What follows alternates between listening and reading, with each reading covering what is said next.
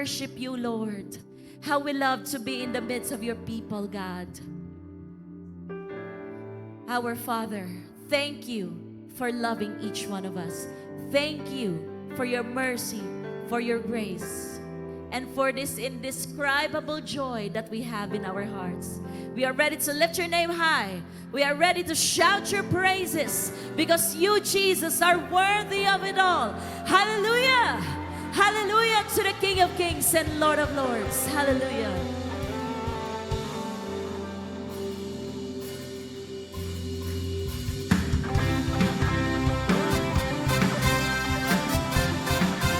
Come on, purihin natin ang ating Panginoon.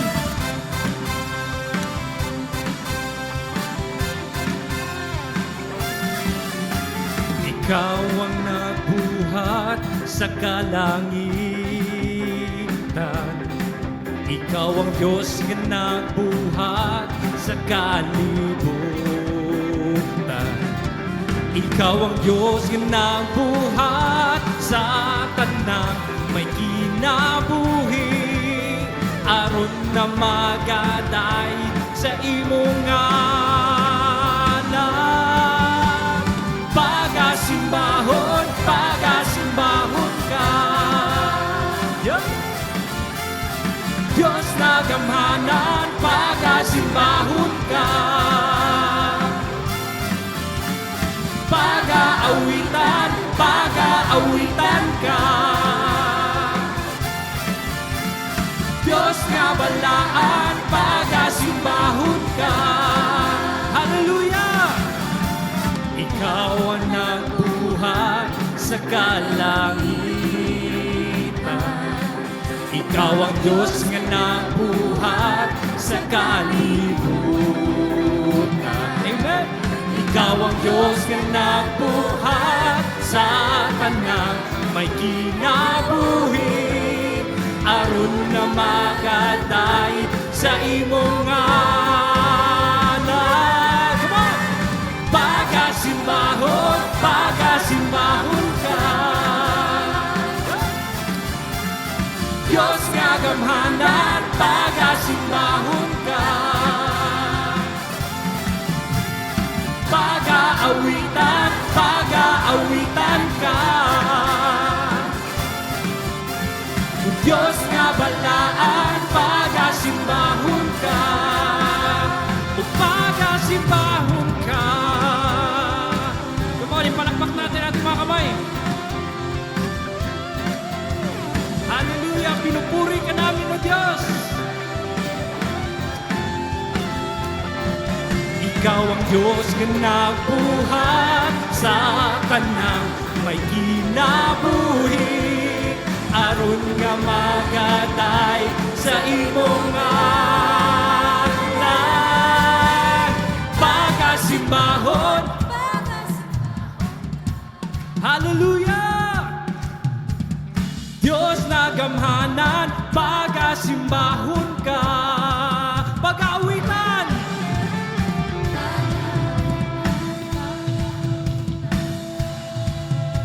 yeah.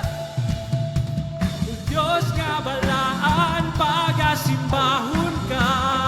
Pagasimbahon, pagasimbahon, pagasimbahon ka. Diyos nga gamhanan, Pagasimbahon ka. Pag-aawitan, pag-aawitan ka. Diyos nga balaan, pagasimbahon ka.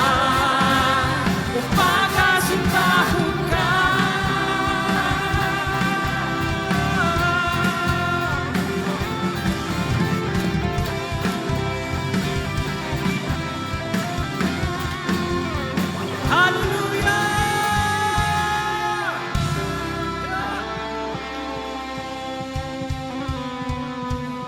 Jesus, ikaw lang ang among pagasimbahon. Thank you, Lord, for the sustaining grace. Unsa man ang among gipag-agian, Lord, ani aghapon kami. Malipayon nga magdaig sa imong pangalan. Hallelujah.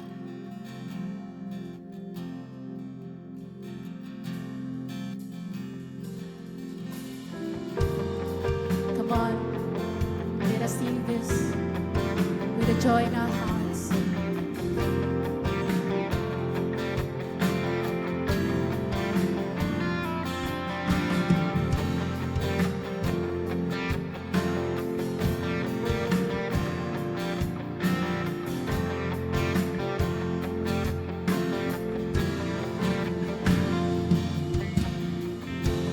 I have found exceeding joy. Jesus answered when I called. His name that has saved me. Your love that embraced me. Mercy, grace, eternal life. Brought from darkness to His light. While lost in my sin, He raised me and made me live. My soul magnifies the Lord. My heart joys in God, my Savior. For He lives the lowly, and He has done great things for me. I will sing, praising evermore. He is mighty, and holy is His name.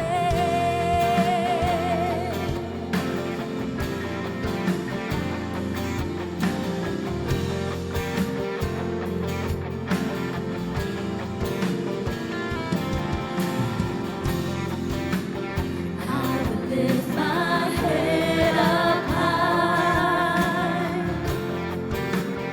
praising Jesus through each trial. Though I have not seen Him, I love Him completely. My soul magnifies the Lord. My heart joys in God, my Savior. For He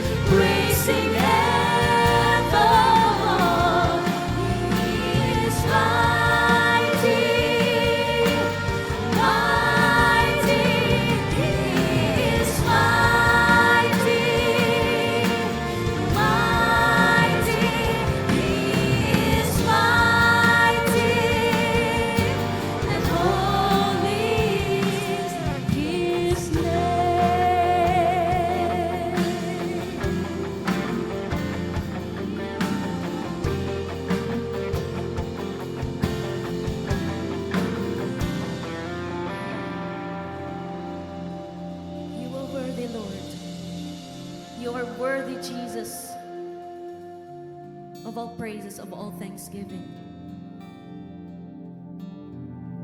God, we worship you because of who you are. We worship you because you are God and you are above all. You're sovereign and you are supreme. And we believe in the powerful name of our Lord Jesus Christ. We believe in the most powerful name. This name has power. This name brings healing. This name brings peace. Because you are God and we worship you.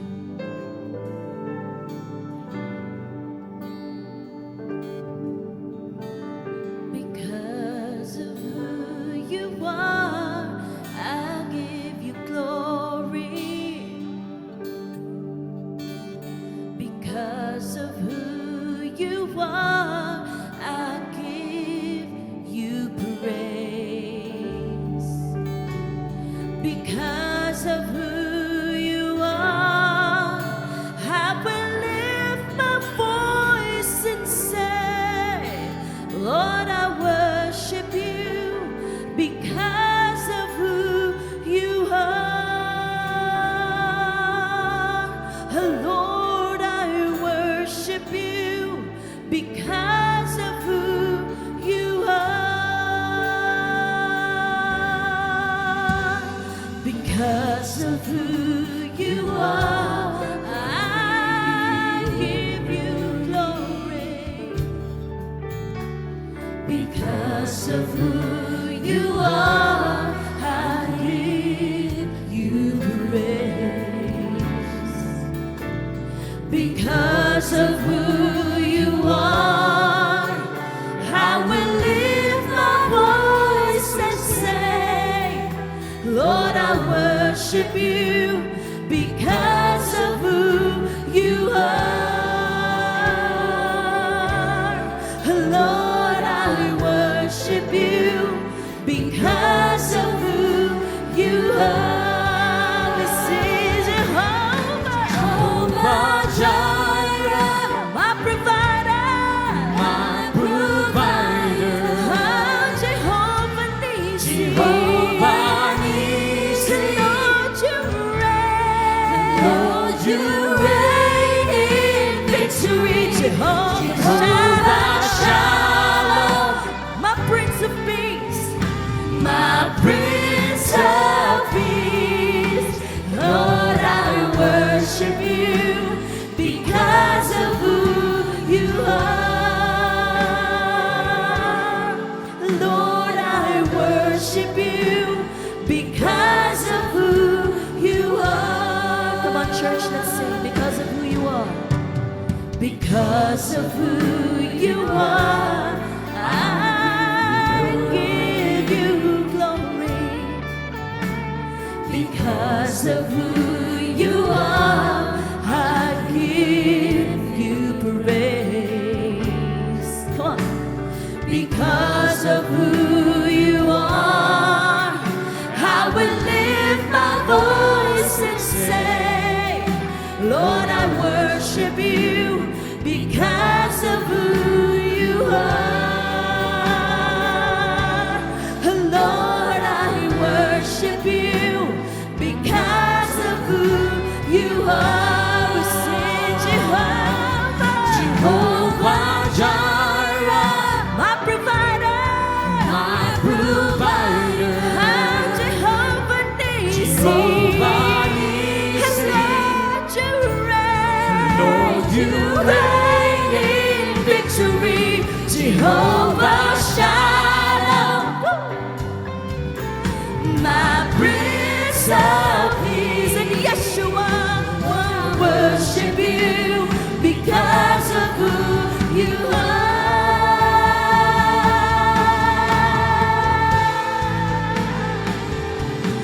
How we worship.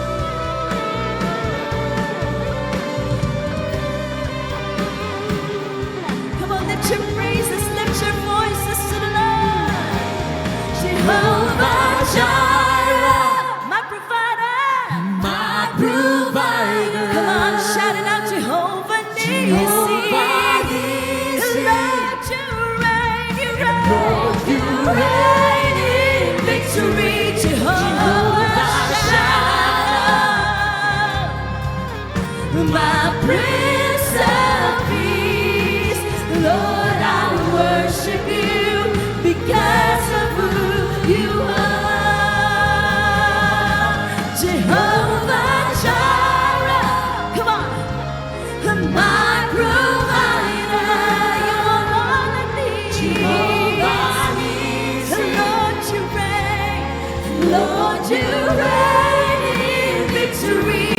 Jehovah Shalom, oh my Prince of Peace. Hey, Yeshua, and Lord, I worship you. Come on, worship the Lord. Lord, I worship you. He is worthy. Lord, I worship you because of who you are.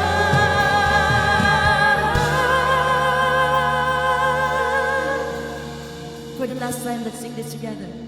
Lord, I worship you because of who you are.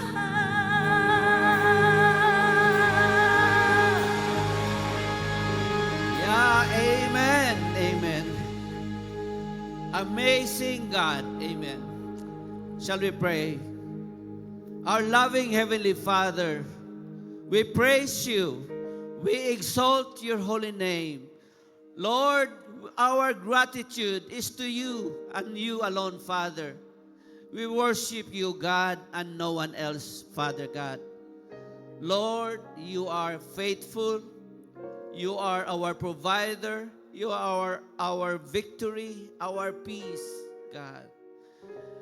Father, thank you that your hand is the one holding us.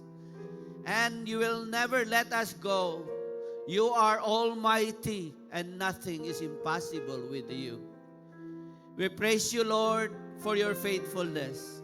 And today, once again, you will speak to us. And Lord, we will receive your word. We are excited to listen to your word. We want to see, Lord, our faith grow every single day. As we receive your word, God, we will apply them. And we will see the transformation, Lord, that you want us to see. Lord God, thank you that we can live our purpose in this life because we are fearfully and wonderfully made by you, the master designer. And Lord, once again, we are interceding for our country. Nothing, Lord, is hidden from you. Indeed, we need to pray for our country and the leaders of our land, Father. We pray, Lord, for every family represented here today, every marriage, Lord. God, we surrender to you. We know, Lord, that your plans for us are good, to bless us and to give us a good future. So, Lord, we give you praise. Lord, we give you glory, oh God. And we thank you for everything, Lord. Whatever is accomplished, Lord, this afternoon, aming binabalik ang lahat na pasasalamat because you are God who is sovereign and in control over our lives. In Jesus' name we pray. Amen. Amen. Palakpakan natin sa Lord. And let's greet one another, yung mga katabi natin, no? Kumustahin natin. Okay, kayo pa rin ba ang magkatabi last Sunday? Amen. At welcome sa mga new friends. No? Meron ba tayong first timer dyan sa taas? Can you raise your hand? So, dito na side, meron bang first timer dyan? Mahayag kayo, okay? Okay, dito sa gitna, may mga first timers. Okay, dito naman sa kaliwa, meron. O dito sa baba, meron ba? I-move nyo lang ang hand kaya hindi masyadong. Dito, welcome. Meron daw dito. 1, 2. Dalawang kamay nakita ko. Dito na raw, meron din, dalawa rin. Welcome. Welcome sa inyo. Dito na raw. Okay, dito na raw. And then last, pautim to. Okay. Okay, glory to God. Welcome sa lahat na first-timers. Alam natin na wala namang aksidente kay Lord. So we thank God for your presence, no, with us today. And we are always praying na hindi lang ito first time, but palagi na tayong magkasama. Amen ba? Okay, ready na tayo sa word ni Lord?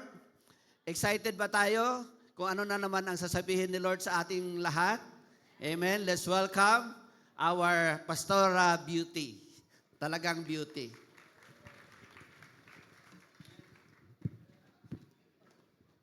Amen. Pwede bang palakpakin natin ulit ang Panginoon? May ikalalakas pa po yan. One more time. Amen. Amen. Are you happy you're here this Sunday? Murag dili man. Nalipay mo nga naa mo diri karon? Yes. Magandang hapon po sa lahat. Welcome sa ating 2 p.m. Sunday service. Ako po si Pastora Beauty. I am a disciple of Jesus under the mentorship and leadership of my beloved Pastora Julnes Humalon, the wife of Pastor Joel, Bishop Joel. And I am the wife of Pastor Chito. Ako po ang mami ni Joseph, Tep-Tep, at ni Pipoy. So once again, on behalf of our senior pastors, I would like to welcome everyone, lalong-lalo na ang ating mga new friends. Pwede ko bang makita, kaway-kaway lang, sino ang nandito for the very first time? Ang bilis niya pong nakapagkaway ng kamay. Thank you. Sino pa po? Ayan, I can see hands right there. Welcome po, welcome, and maraming salamat. Kinumpleto niyo ang aming Sunday. Sino po ang excited sa salita ng Panginoon ngayong hapon? Amen. So, before po tayo mag-umpisa, no, let me just request everyone to please stand up, ready, and let's pray. Let's ask God to ready our hearts na makinig sa Kanyang salita. Let's all bow down our heads and let's all pray. Oh, Heavenly Father, you are indeed in heavens, oh God. You are the God who created the heavens and the earth, Lord. How amazing you are. Wonderful are your works, oh God. Lord, thank you for who you are, for what you are, oh God. Thank you that we have a God who is amazing sa lahat-lahat ng kanyang ginagawa. Lord, today we are here, we are gathered once more because we want to worship you, Lord God, in everything that we do. We want to worship you today in the way we listen to your word. We want to worship you in the way we sit down, in the way we do things today, in everything na gagawin po namin, Lord. Let it be a form of our worship to the God who is just so amazing, awesome, majestic, wonderful God. Lord, we commit to you this time, ready our hearts to listen to your word. Amaze us, Lord, with your word of truth, oh God. Amaze us, Father God, with your presence today and change our hearts, Lord, in a very mighty way. Thank you, Lord, in Jesus' name. Amen and amen. You may now be seated. Thank you po. Ang title po ng ating message ngayong Sunday ay Designed by God, Fearfully and Wonderfully Made. Ayan. Sino kaya yung fearfully and wonderfully made na yan? Yan po ang ating pag-uusapan ngayong araw. So, tayo po nowadays, no, whether we admit it or not, we are obsessed with comparison. Diba? We are obsessed with images or image. Mapapatunayan po natin yan kasi po sa social media natin, alam ko madami sa atin dito, pinipili lang natin kung ano yung ipopost natin. 'Di ba? No? Example, magsi-selfie ka. Mga siguro mga 50 times na ka nag-selfie. Tapos piliin mo lang yung isang selfie na ipopost mo sa SOCMED mo. Yun bang feeling mo ito talaga iha-heart, ila-like, magko-comments talaga ang mga tao sa post ko na ito.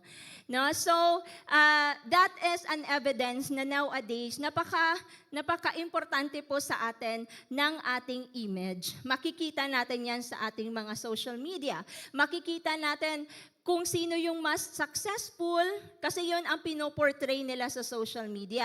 Makikita natin kung sino yung mas beautiful, mas maganda, no? Makikita mo yung mga post ng high school classmates mo, aba, nakapunta na siya kung saan-saan. 'Di ba? At makikita mo, mako-compare mo ang sarili mo, samantalang ako, nandito pa rin ako sa Jensen. 'Di ba? No? So, palagi natin kinu-compare ang ating mga sarili sa ibang tao, no? Or sa ibang mga sitwasyon. And at the quiet moment, no, sa gabi, naiisip mo, tinatanong mo ang sarili mo, grabe talaga yung classmate ko na yun, yung kaibigan ko na yun. No, and then, nagmumuni-muni ka hanggang sa naitanong mo itong question na ito, flash on screen. Am I enough? Am I enough?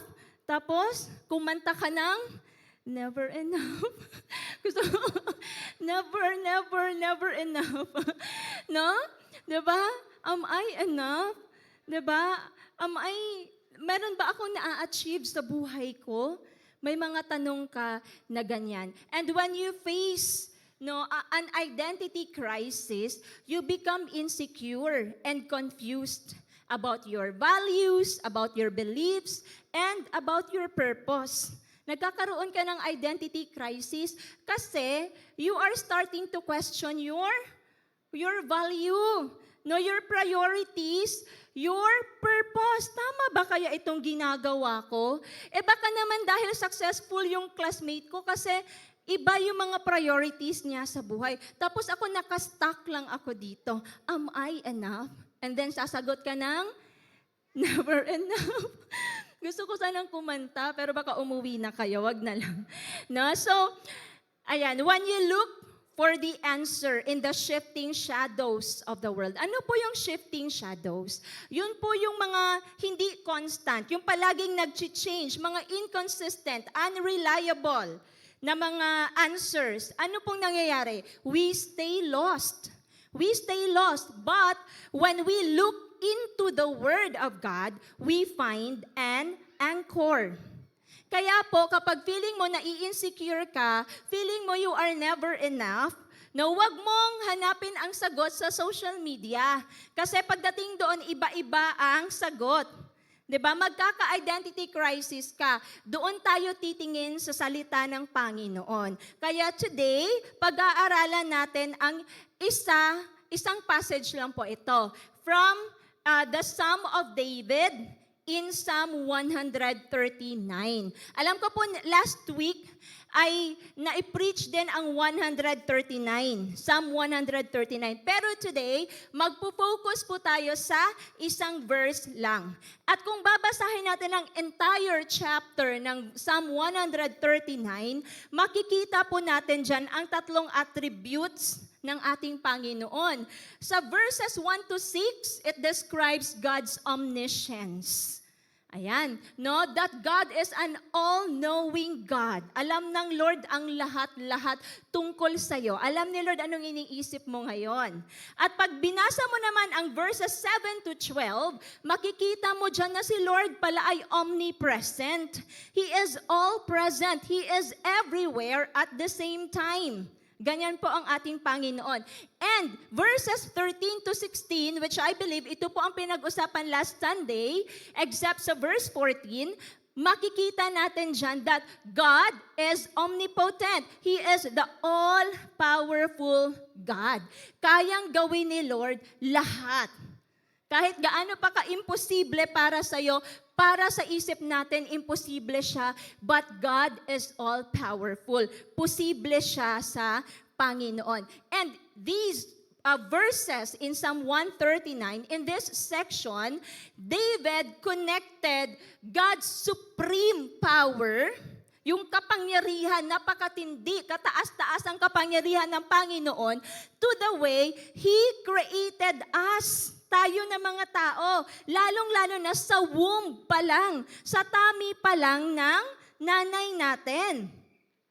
Amen? So, na-realize ni David that God's creative power is beyond human comprehension. Hindi mo ma-explain, hindi mo lubos maunawaan or maintindihan kung paano tayo nilikha ng Panginoon. Kung paano tayo nabubuo, ano yung composition ng ating system, ng ating katawan. So, that's why it brings David to an aha moment ng buhay niya sa verse 14. He realizes, God knows me so well, He knows me this well. Why? Because He is the one who made me. Kilalang-kilala ako ng Panginoon dahil Siya ang lumikha, ang gumawa sa akin. Amen? Kaya, ang ating key text reference ngayong hapong ito ay nasa Psalm 139 verse 14. Sabi ni David, nung na-realize niya gaano kagaling, gaano ka-amazing, ang ways ng Panginoon, ang sabi niya, I praise you, for I am fearfully and wonderfully made. Wonderful are your works. My soul knows it very well. Yan po ang declaration ni David. So, if we are going to find an anchor in this world of shifting shadows, gusto natin ng anchor, angkla para stable in this world na maraming mga changes. We have to start kung saan nag-start si David. Before he looks at himself, tiningnan niya muna ang Creator. Si God muna ang tiningnan niya. He realizes that you cannot truly know who you are until you worship the one who made you. Kaya ang first point po natin ngayong hapon ay identity begins with worship. Identity begins with worship. Ang first na sinabi ni David, I praise you. Pinupuri kita, sabi ni David. This is his first response to understanding how God made him. Ano ang response ni David? Praise. When he got to understand kung paano siya ginawa ng Panginoon, in his level lang pero hindi niya pa rin talaga lubos maisip. Ang response niya ay, praise. I praise you, Lord. Sabi ni David, ang praise po is a response to who God is and what He has done. Kapag na-realize mo kung sino at ano ang Panginoon, naisip mo kung ano yung mga ginagawa ng Diyos sa buhay mo, ano po ang response natin? Ang response natin ay praise. Praise you, God. Praise you, Lord. Pinupuri kita, O Diyos. At ang praise po is a fundamental part of our worship and a way to share His goodness with others. Now, gusto ko pong i-flash itong mga questions na ito para sa ating lahat. So, how should we respond to who God is and all He has done for us? Paano tayo magre-respond? Does our praise and worship reveal to others that He is the one at work sa mga buhay natin? Amen ba? Sa tuwing may nangyayaring maganda or kahit na hindi maganda sa ating buhay, yung ibang tao ba, the way we respond to it, the way we praise God, nakikita ba nila na ang Panginoon mo ang at work sa buhay mo? Amen? Do others see God's goodness through the way we respond to Him? Yeah? So alam niyo po si David, sabi niya, I praise you. At kaya tayo ngayon, natuto tayo that dahil sa awesomeness, sa pagiging amazing ng Panginoon, ano po ang response natin? We praise God. Amen? Dumating sa atin, dumaloy, bumaba sa atin yung response ni David. Tayo din ba? Makakaabot kaya sa ibang tao na it is the Lord who has done all these things sa buhay natin? Amen? Are we getting this? Amen. So notice, pansinin po natin that David starts by saying, ano sabi niya? I praise you. Hindi niya sinabi, I feel valuable. I feel beautiful. I feel so important. Diba? Nung na-realize niya yon, ano sabi niya? Lord, I praise you. Hindi, I feel so valuable, Lord. Salamat ha. And what does it teach us? Anong tinuturo sa atin? That true identity does not begin with self-esteem. It does not begin with self-esteem. It begins with God-esteem. Self-esteem is based on your performance or your looks. Ibig sabihin, it's like a roller coaster. Kung based lang sa sarili mong confidence or self-esteem mo yan, it's gonna be a roller coaster. Ngayon, you feel good. Tomorrow, hindi na. So, unstable siya. Pero ang God-esteem is the confidence you have in God's opinion of you. It is resting in what He says is true about you, regardless of how you feel. At kung dyan po nakaangkla ang ating identity, hindi po yan unstable. Amen? Kasi kung anong sinasabi ng Lord about who you are, about your identity, ikaw yan. Hindi mababawasan, hindi madadagdagan. Amen. So, at kapag nangyari yan, no, if you build your identity on the character of the designer, our master designer, you find a rock that never moves. Kaya stable ang identity mo. And what happens next? All your insecurities will be gone.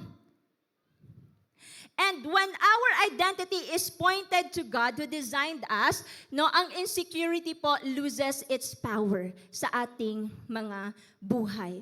Kahit pa may makita ka sa social media, hindi ka na magiging insecure. Amen. So sabi ulit ni David, I praise you, Lord. Identity is settled in worship. Who we worship determines who we become and how we see ourselves. Amen? Kung sino yung God na wini-worship mo, it will determine how you see yourself and what you become. Kung alam mo that your God, that you worship, is all-knowing, He is all-present, He is all-powerful, that affects the way you live and the way you see yourself. Amen. So, kaya nga kanina sa kanta natin, because of who you are, I give you glory. Kung alam mo that God is Jehovah Jireh, you will not worry about anything because God will always provide. Amen? Kung alam mo that God is Jehovah Nissi, alam mo you will always have victory. Kung alam mo that God is Jehovah Shalom, alam mo kahit anong pinagdadaanan mo, God will give you peace that surpasses all understanding. Amen? Amen. No, and ikaw po, dili ka murag bipolar. Nakaroon lipay, after 3 minutes, grabe extreme na ang imong sadness. No, very unstable. No, wag mo tingnan yung katabi mo. Sige. So, kapag tumayo ka, nakatayo ka sa isang masterpiece. Masterpiece? In a gallery, no? Kapag nakakita ka ng isang masterpiece, anong unang-unang naiisip mo? 'Di ba yung artist? 'Di ba tinitignan mo siya tapos naiisip mo, wow, ang galing ng artist na 'to. So, ako po, I feel so blessed no last week na sa CCFI Batangas po kami. No, doon si Pastor Chito nag-preach. And nung umuwi kami, no, meron kaming nag-side trip kami sa isang museum. Museo Colina. No? And mga glass sculpture, no, among nakita. Diba, na-amaze jud kay ko. I'm not into arts, pero na-appreciate gud nako siya. And kabalo mo, tung nakita nako ang series of mga breasts ba, mga breast iyang sculpt no sa glass. Nakauna-una ko. Anak ko kay Chito ba? Sabi ko, unsa man ning sculpture? Uy, bakit ganito ang mga masterpiece niya? Pero nung binasa ko, 'di ba naisip ko kaagad yung artist, 'di ba? Ano kaya nasa isip niya nung ginagawa niya ang mga ito? Pero nung binasa namin ang background, nalaman ko na inspired pala 'yon sa kanyang anak na si Ningning. Kasi for 2 years nag-breastfeed, no? So, kaya ganun ang mga ginawa niya, a series of mga breast talaga. So, makahuna-una, maisip mo talaga ang artist kapag nakakita ka ng masterpiece.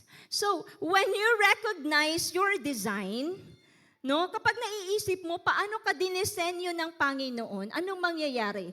Your life points back to the designer. Right? It points back to our master designer. Sabi nga sa Genesis 1:27, we are made in His image. And we praise God for that truth about our identity. Na hindi pala tayo kawangis ng kawayan or ng unggoy or ng kung ano-ano, 'di ba? But we are made in the image of God. And we praise Him for the truth about identity. And consequently, all our paths, our priorities, and purposes become a form of worship to our God. Whether we are at home, we are at school, or we are home alone. Amen? Lahat ng ginagawa natin will be a form of worship to our Creator, to our Master Designer. So, David's praise is not just for a generic God, no, but para sa Panginoon na talagang intimately involved in His beginning. He moves now from praise of the Creator to the specific process kung paano siya ginawa ng kanyang Creator. And that brings us to our second point. Second point, made with reverent intentionality. Made with reverent intentionality. Sabi ni David, I praise you, for I am fearfully made. Tingnan mo yung katabi mo. Tingnan mo, nakakatakot ba? No? Pero hindi po ganyan ang ibig sabihin ni David. Ayan, so, ang ibig sabihin po niyan, you were made with care and awe and purpose. Ganyan ang pagkakagawa ng Panginoon sa'yo. Ang word na fearfully or in Hebrew, yare, doesn't mean that God was afraid. Natakot si Lord nung ginawa ka niya. At hindi din ibig sabihin niya na nakakatakot ang mukha mo. Hindi po yon. It means you were made with reverence and awe. You see that? You were made by the hands of holy God, with reverence, with awe. At kung babasahin natin yung verses 13 and 15 sa Psalm 139, gi-describe doon yung about knitting and or knitting Him together and intricately weaving. Ayan, no, weaving Him. In Hebrew, weaving po, ragam. Ang ragam po, it refers to what? Needlework or yung embroidery. Sino marunong dito? Needlework. Sino kabalo mag-embroidery dire? Ako hindi. Yung lola ko, ang galing-galing niya. No, magaling ang lola ko. No, makakagawa siya ng kung ano-ano. Maa-amaze ka sa kanya. And eto pong needlework or embroidery, no, it is the most skilled work of a craftsman. Just imagine that. No? Most skilled work of a craftsman. At ikaw yun. Diba sabi ni David, he was knitted together and weaved, no, by the Lord Himself. No? So nakita, na-realize ni David kung gaano talaga siya ginawa carefully ng Panginoon. May pag-iingat. No rush. Hindi siya minadali ng Panginoon. Every detail, sabi nga ni Pastora Joy last Sunday, your temperament, your face profile, side profile, ang sama na nga profile sa imong nawong, no, your biological makeup, your very breath, it was handled with holy attention by God. Isn't that amazing? Amazing! Diba? It was handled with holy attention. Talagang pinag-isipan. Nakakita ka na ng nag-needlework, nagidali-dali. Diba? Mali-mali itong masudlan sa ihang needle. As a result, nagkandimao ang output. Pero hindi ikaw yan. Kasi you were really what? No, ginawa ka ng parang masinsinan talaga, hindi ka minadali ng Panginoon. The Bible even tells us in Ephesians 2:10, masterpiece, that we are His masterpiece. We are His workmanship. In the original language, sa Greek po, yung word na masterpiece ay poema. Poema, dyan galing yung word na poem. Tula. Diyan po siya nanggagaling. And think about a poem. No, nung college kami, ang dami-dami naming poem. Minsan di ko na naiintindihan. Pero isa lang ang alam ko, ang ganda-ganda ng pagkakagawa ng bawat tula. Maa-amaze ka paano nagra-rhyme yung mga words. Maa-amaze ka paano nila nagagawa yun. Diba?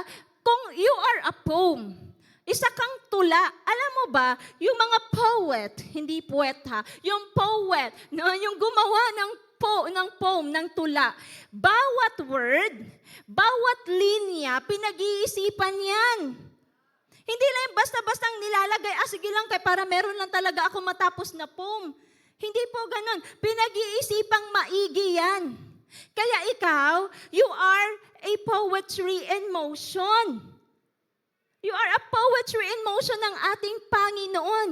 Na every composition ng katawan mo, ng buong pagkatao mo, pinag-isipan talaga ng ating Panginoon. You are not an accident.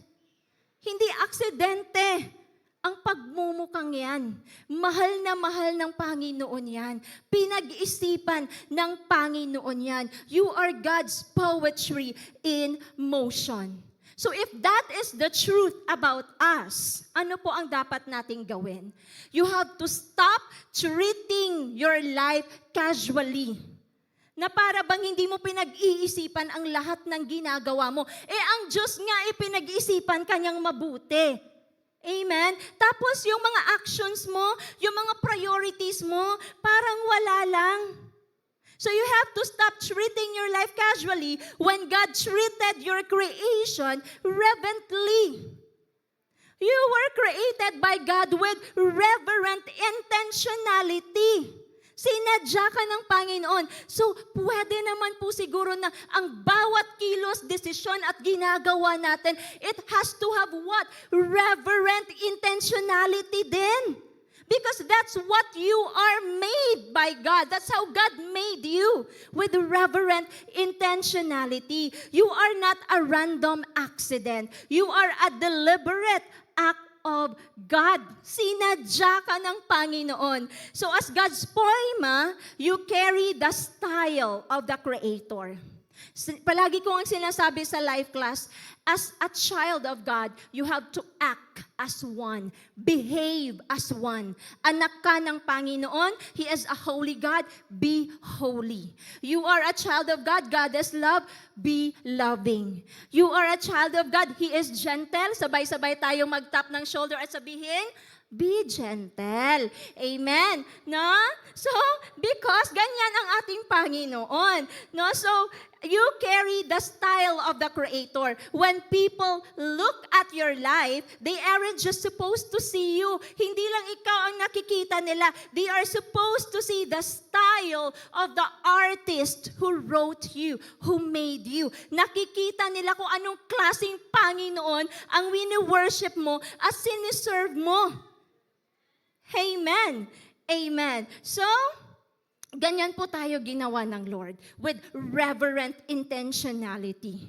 And God's reverent intentionality means He didn't just make you with care. Hindi lang yun. He made you with a specific signature.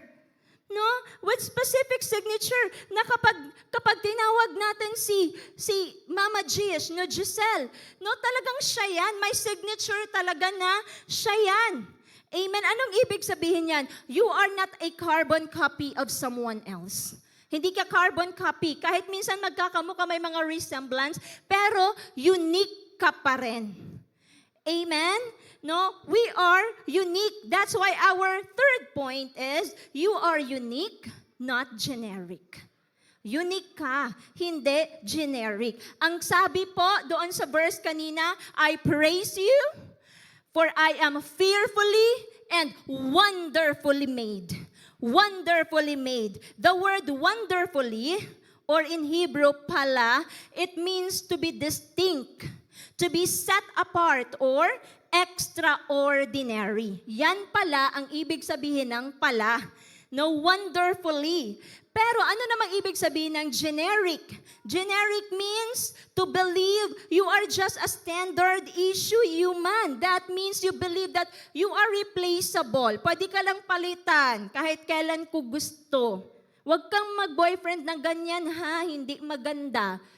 No, na pwede ka lang yung palitan kung kailan gusto. So, yan po ang generic. Hindi ka generic. No, na replaceable ka, that you are ordinary. And when we feel generic, anong ginagawa? We start copy-pasting our lives from others. Ginagaya natin, and we try to become someone we are not. No? So, pero God is not a God of mass production. Yung mass production, buti na lang hindi ganun ang Panginoon, no? Na for the year 2020, isang batch na mahabang buhok, mapuputi, at saka ganito ang height for year 2020. After that, may expiration date. And then for batch 2021, mass production of another human beings. This time, medyo hindi katangkaran. Hindi po ganon ang paggawa ng Panginoon. Para lang meron siyang output. Hindi po. No? So God is not a God of mass production. Out of billions of people, walang dalawang fingerprints ang magkakapareho. Yeah? Pwedeng magkasing size siguro kayo ng fingers, pero hindi po pareho ang fingerprints ninyo. No? And kahit na ang iris ng ating mata, ang iris patterns, no, hindi din po. No? And this is God's signature on your life, saying that this one is mine. This one is mine.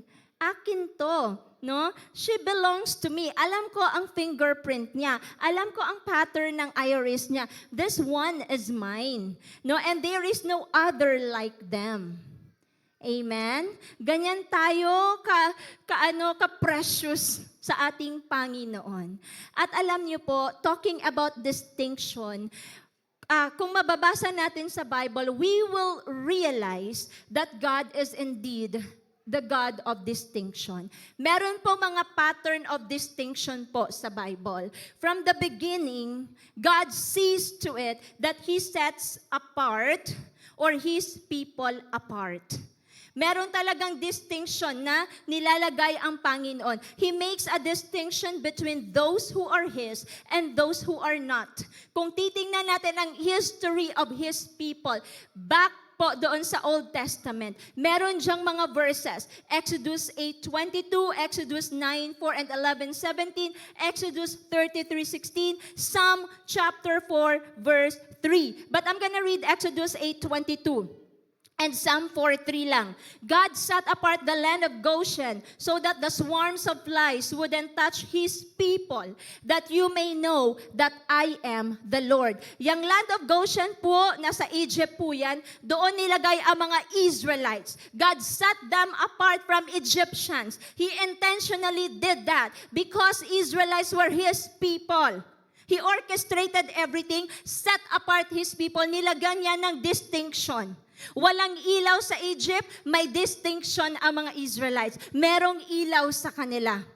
Okay? And then, sa Psalm 4:3 po tayo. Know that the Lord has set apart the godly for Himself. From the very start, the Lord put a distinction between His people and those who are not His. Nilalagyan niya ng distinction. At alam niyo ba kung ano ang purpose ng Panginoon for doing that? What is the purpose of God for setting His people apart from the rest? Ano po? God set apart Israel so they would worship and serve Him alone. Yan ang rason bakit set apart talaga sila.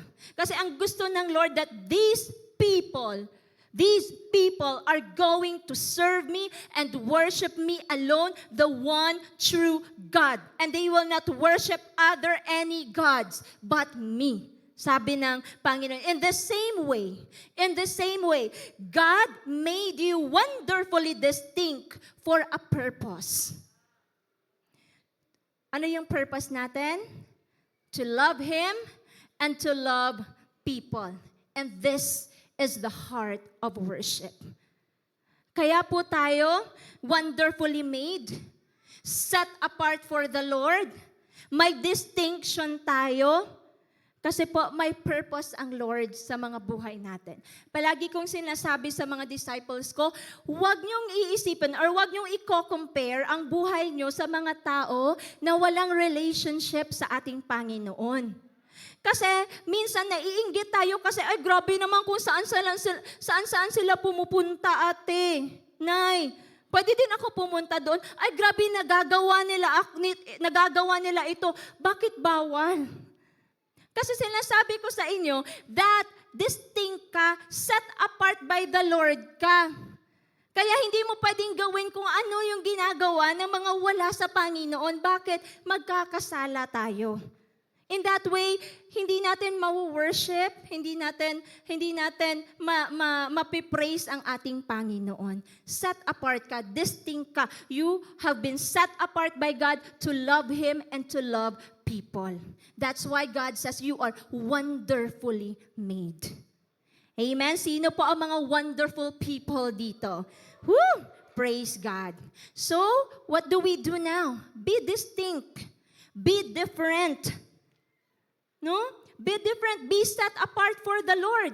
Do not conform to the pattern of this world. Be wonderful the way God made you. Your uniqueness isn't just for your ego. It's for your assignment. May assignment ka, kaya ginawa ka ng Lord na wonderful. That's why God made you unique. That's why God set you apart. Because you have an assignment. That is to love God, to love people. Amen. Can I hear an amen? Amen. And being a masterpiece doesn't mean na napakaganda ng canvas. Hindi yung ganon. Ibig sabihin po niyan, napakagaling ng artist, ng creator, ng painter, glorious siya. And this time, after David said that, I praise you for I am fearfully and wonderfully made, he shifts our gaze now from himself to the one who created him. Ang sabi niya next doon, wonderful are your works. So point number 4, God is the focus, not self.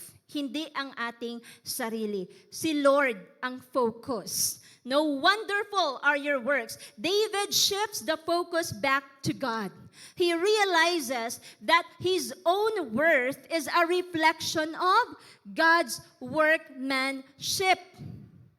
Kung paano niya nakikita ang kanyang sarili ngayon, it's a reflection of God's workmanship sa kanyang buhay. This is a vital truth. When we doubt our worth, we are unknowingly questioning the wisdom of the Creator.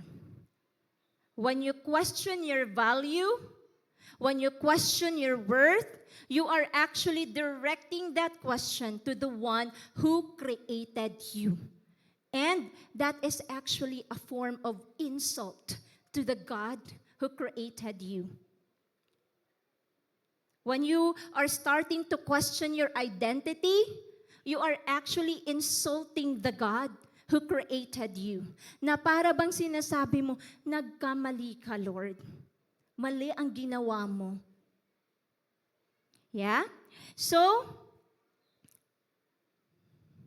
kapag bumili ka ng famous na painting from a famous artist, no, and called it trash, basura, diba? You are insulting hindi yung gawa niya, kundi yung artist mismo. Sa Isaiah 45:9, God warns us not to say to the potter, no, hindi po natin sasabihin sa potter, yung gumagawa ng mga pots, no, what are you making? Anong ginagawa mo? Diba? Hindi yun, sabi ng Lord, He warns us na hindi i-question ang potter. Ang potter po ang Panginoon. Na para bang tinatanong natin siya, God, what are you doing? Are you sure na ito talaga ang mangyayari sa buhay ko? Are you sure na ito talaga ang pagdadaanan ko? Diba? No? Anong gagawin natin? No, what is the application? Speak about yourself the way God speaks about His creation. When you say, I am worthless, you are saying God's work is not wonderful. But David declares, anong sabi niya? God's work are wonderful. Tingnan mo yung katabi mo. Di ba wonderful siya? Amen. You are wonderful. Sabihin mo nga, you are wonderful. Amen. Wonderful. No? So, God's work is wonderful. Si David mismo, sinabi niya yan. And It is one thing to agree that God's works are wonderful as a general, parang a general truth or theology na, oo, I know God's works are wonderful. But it is completely different to believe that you are one of those wonderful works of God. Amen? It's one thing to know that God's works are wonderful, but it's a different thing to know that you are one of those wonderful works of God. Amen. David now moves this truth from a religious concept that God is wonderful in his head to a core conviction in his soul. That's why point number 5, anong ginawa ni David? He embraced the truth about who he is. He embraced it. Point number 5, embracing the truth. Sabi ni David, my soul knows it very well. Sa ibang version, full well. Alam ko, Lord. Alam na alam ko. No, my soul knows it very well. David doesn't just know this intellectually, wala lang sa mind niya, or tayo ngayon, I hope and pray, hindi lang natin alam ito kasi narinig natin sa preaching. No, he knows it in his soul. Deep in his heart, emotions, and will. Alam ni David.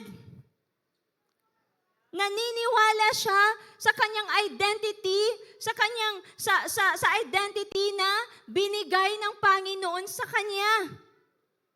Amen? There is a big difference between hearing a truth and possessing it. Iba yung naririnig mo lang ang preaching na ito. Iba din yun kapag kinlay mo. You possess it. Ako yan. Akin yan. Kasi sabi ng Panginoon, I claim it. I am fearfully and wonderfully made by God. I claim it. I believe it. I will live it out. Amen. Amen. Now, many of us have a legal inheritance of identity in Christ. Ang problema, we live like spiritual orphans because we don't embrace it. We don't claim it. We don't even believe it. Hindi natin pinaniniwalaan ng Panginoon kung ano yung sinasabi niya tungkol sa iyo. Mas pinaniniwalaan mo pa kung ano yung sinasabi doon, pinost doon sa Facebook about your identity.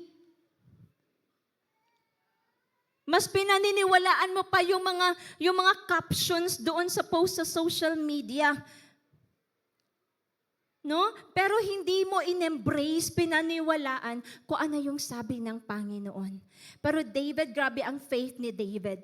Sabi niya, I am fearfully and wonderfully made. Wonderful are your works, O God. I know it. My soul knows it very well. Grabe ka, Grabe ka ng tinuod, genuine si David. No, when he said that, my soul knows it very well. Alam na alam ko, ramdam na ramdam ko, totoo, Panginoon. I am fearfully and wonderfully made. At hindi lang po yun si David, ikaw din yun. Sabihin mo sa katabi mo, ikaw din yun.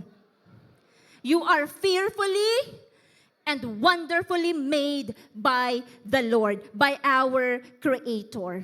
So we must move from, I've heard that, narinig ko na yan, to, I know that very well. I know that very well. Alam na alam ko po, Lord. Amen? Our destiny for eternal life begins the moment we embrace our true identity in Him today. Kailan ka magiging anak ng Diyos? The moment that you embrace the truth that Jesus Christ died for you to save you from your sins, receive Him, accept Him as the Lord and Savior of your life, and then you're gonna be saved and you're gonna have a real relationship with God. And now, sabi sa Bible, for those who believe Him, He gave them the right to become children of God. That's your identity the moment you embrace the truth about the gospel. Amen? Pero pag hindi mo in-embrace yan, that truth will never be yours. That will never be yours. You will never ever possess it. Narinig mo lang, pero hindi mo in-embrace. Hindi mo mapopossess. Am I making sense? Amen and amen. So ano po ang connection ng gospel sa mga sinasabi ko ngayon? No? Sabi ni David, and he knows it very well, Lord, I am fearfully and wonderfully made. And tayo din yun. Ikaw yun, ako din yun. No? Pero ang problema, sin entered the gallery. No? Let's think about a studio. No? Example studio ito. Tayong lahat, mga masterpiece ng ating Panginoon. And this is a gallery.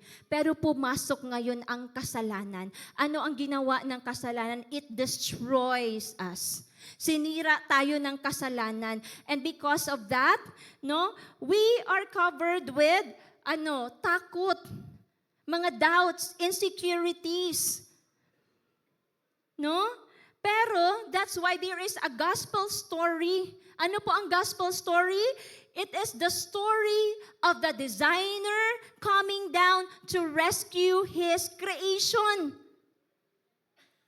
That is the gospel story.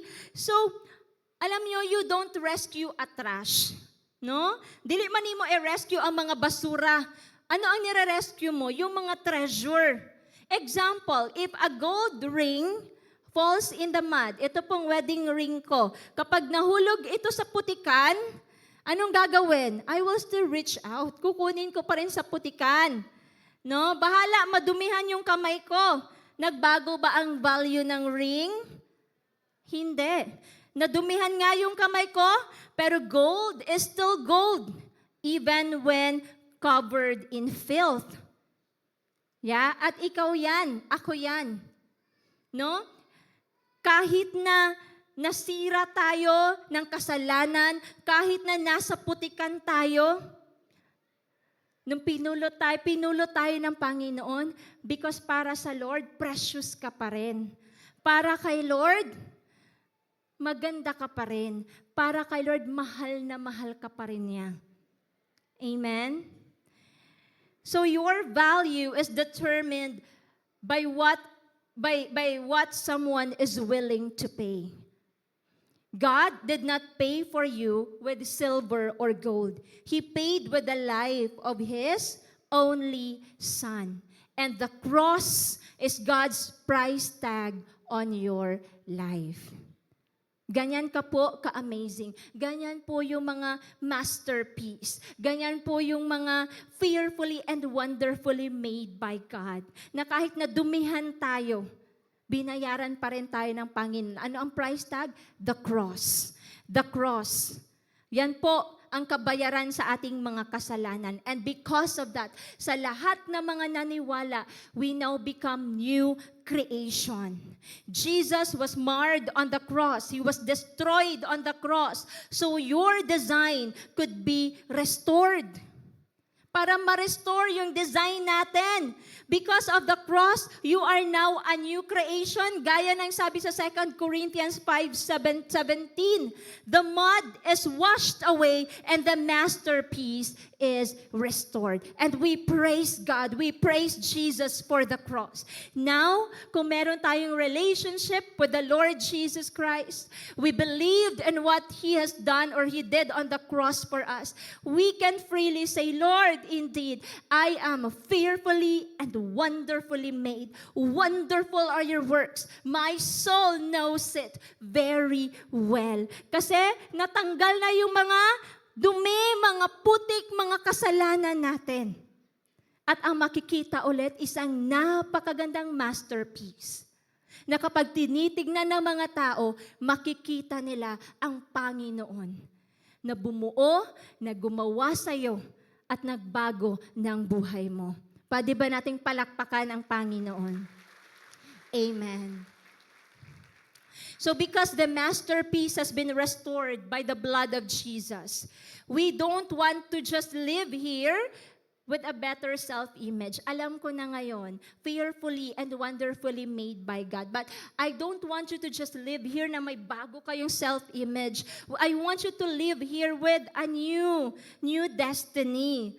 No? Gusto ko makita mo ano yung declaration natin. As you walk out today, I want you to remember our declaration this year.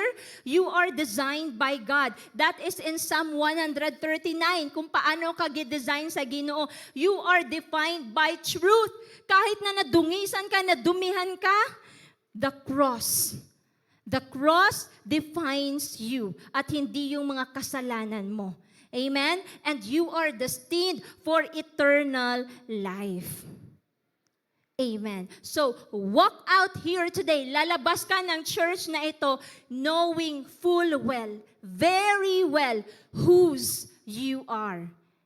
Whose you are, not who you are, but whose you are. Sino ang nagmamay-ari sa'yo? Amen? I said, no to self-esteem, God-esteem.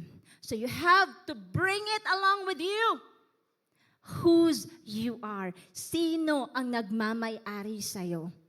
At lalabas yan sa mga actions mo everyday, sa mga priorities mo, sa mga choices mo. Dahil alam mo kung sino ang nagmamay-ari sa'yo. Amen. Pwede ba nating palakpakan ng Panginoon one more time? So right now, gusto ko pong kausapin ang ating mga new friends. Pwede po bang tumayo at the count of 3? 1, 2, 3. Ayan, tayo lang po. Yung mga new friends, first time mo nandito, please tayo lang po tayo. Thank you po. Please remain standing. Huwag po muna kayong maupo. Ayan po, thank you. No, ngayon po, I just want you na lumabas dito na simbahan ngayong araw, na alam nyo po, asigurado po kayo about your destiny, about sa inyong destinasyon.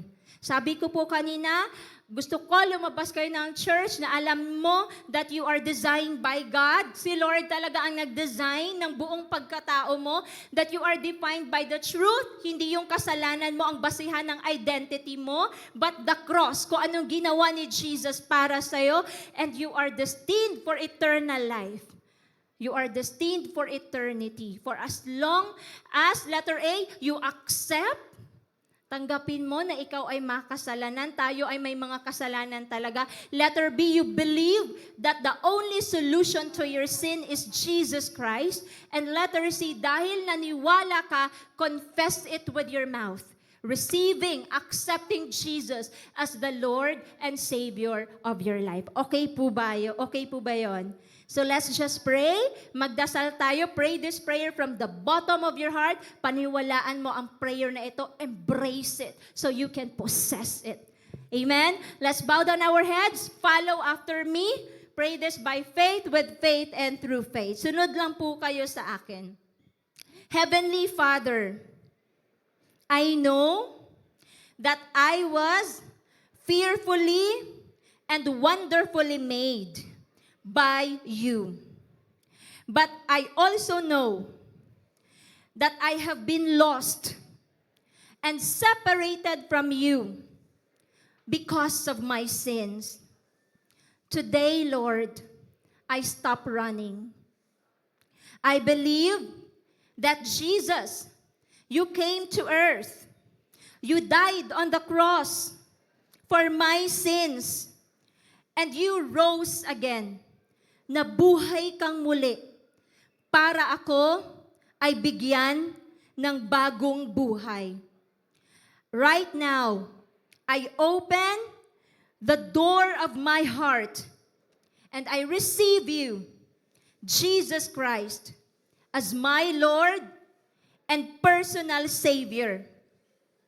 Thank you for not only being my Creator, but also my Redeemer.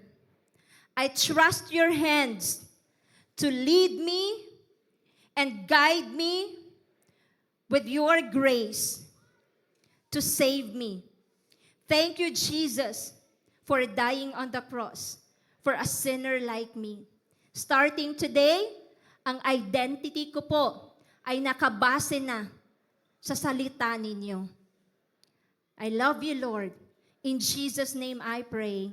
Amen and amen. I would like to request everyone to please stand up. And let's end this with a prayer. Let's all pray. Kung meron ka pong identity crisis, marami kang confusion, marami kang pagdududa about yourself, at madami kang katanungan, today, right now is the best time para dalhin yan sa Panginoon. Makikinig ang Diyos, nakikinig ang Diyos. Kung may mga tanong ka about sa sitwasyon mo, Lord, ani ba jud ang imuhang plano para sa ako Lord, is this really part of the story you wrote about me? Today is the best day, the best time to tell God everything, kung ano ang nasa puso mo. And today, you claim it, you believe it, you embrace it, possess it, that God designed you. God knows you very well. Embrace it. And let the truth of the Word of God, let the gospel truth define who you are. Come on, let's all pray. Father God in heaven, thank you for your word. And thank you so much that today, oh God, through that very one verse in the Bible, that one passage that David declared, that says, I praise you, for I am fearfully and wonderfully made. Wonderful are your works.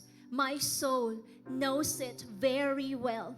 God, today, we have so much understanding of the way you have created us and what you have created us for. Para saan ba at para ano ba ang mga buhay namin? We have understood it today and we praise you and thank you for that, oh God.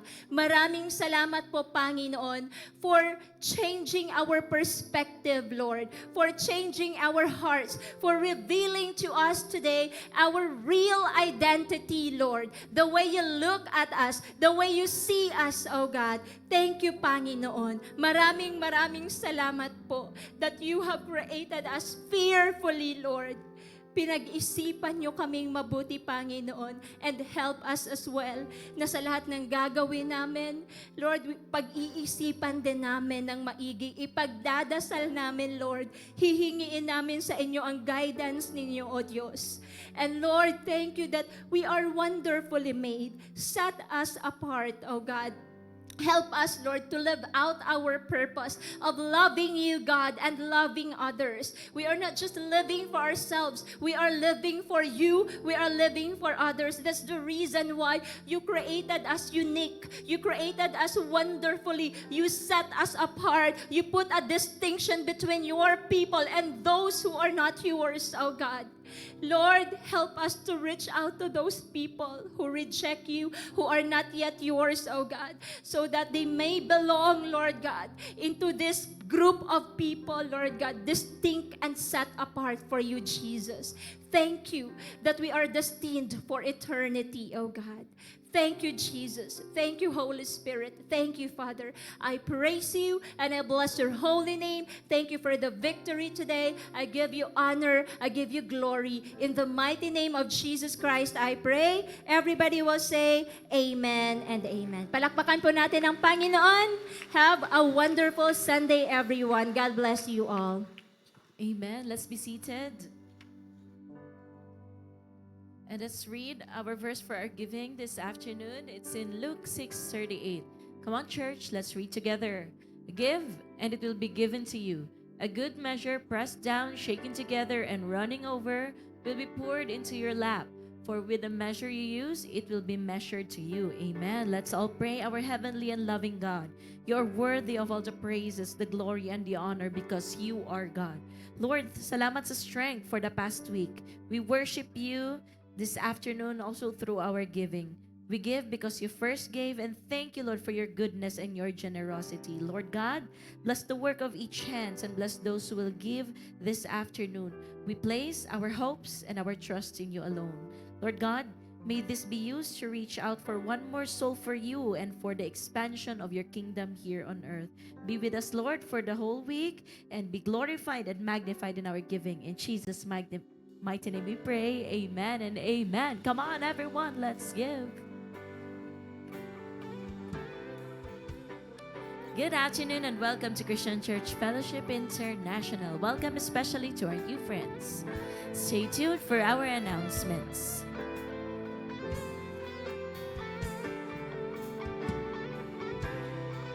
Take note of our Sunday service schedule. We have 10 a.m., 2 p.m., and 5:30 p.m.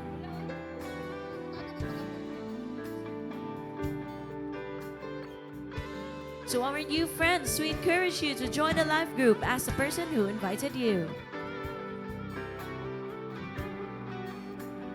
Stay connected in our social media accounts at CCFI Jensen for announcements and updates. Join us in our Dawn Prayer meetings. It is every first Saturday of every month, 5 a.m. Flash on screen is our BP account, GCash and PayMaya, in case you find it more convenient to give online.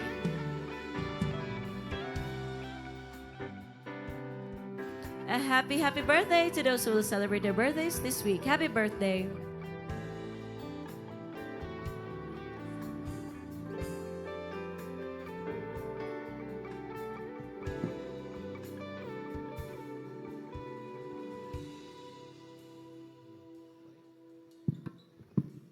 Hello, naka-open na. Sige, manindog tang tanan. So, unsa nga itong mga takeaways, unsa nga mga perspective, mindset ang gibag-o sa Ginoo karon. Daghan kayo, no? The Word of God is powerful.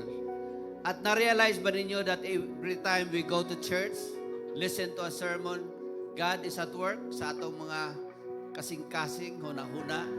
God is changing us. Amen? Are you happy God is changing you? Amen. Can we raise our hands to God? Now unto Him who is able to keep us from falling and to present us faultless before the presence of God's glory. To the only wise God, our Savior, be glory, majesty, dominion, and power, both now and forevermore, through the love of our Lord Jesus Christ. And God's people will say, Amen. For thine is the kingdom and the power and the glory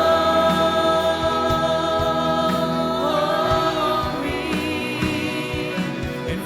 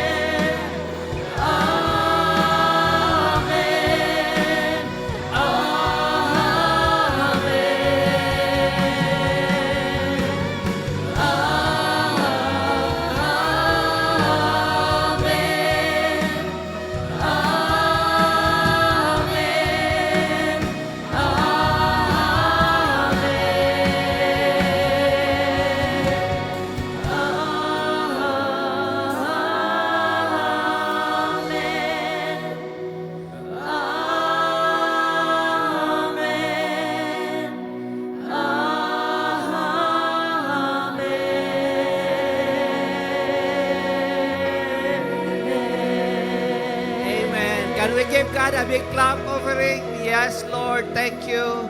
God bless you. See you next Sunday.